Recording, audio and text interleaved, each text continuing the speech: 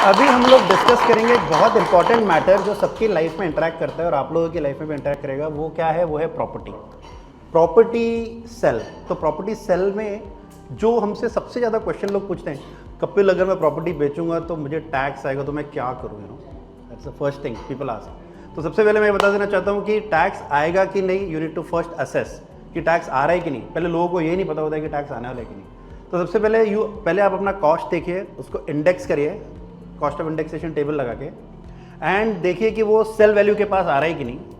And अगर cell value के पास आ रहा है और सेल वैल्यू के ऊपर है तो देन आपका अगर कॉस्ट ही सेल के ऊपर चला गया तो टैक्स आएगा ही नहीं। That is number one.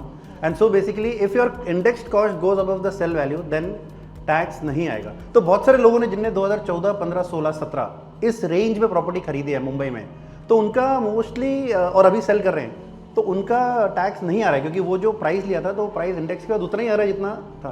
जिन्होंने पहले लिया 2002, 3, 4, 5, 6 उनका काफ़ी एस्केलेट हुआ है प्राइसेस, तो वहाँ पे टैक्स आ रहे हैं। जिन्होंने जस्ट कोविड के बाद लिया जैसे 2020, 21 उनका टैक्स आ रहा है, बिकॉज कोविड के बाद एक प्राइस एस्केलेशन हुआ है because of artificial supply demand match. तो इसलिए मैं कहना चाहता हूँ कि जब आप प्रॉपर्टी बेचते हो तो टैक्स की चिंता मत करो, ओके।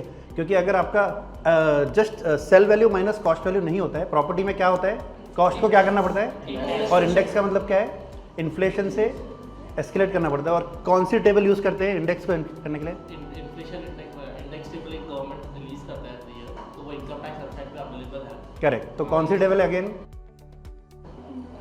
हाँ, cost of inflation index table.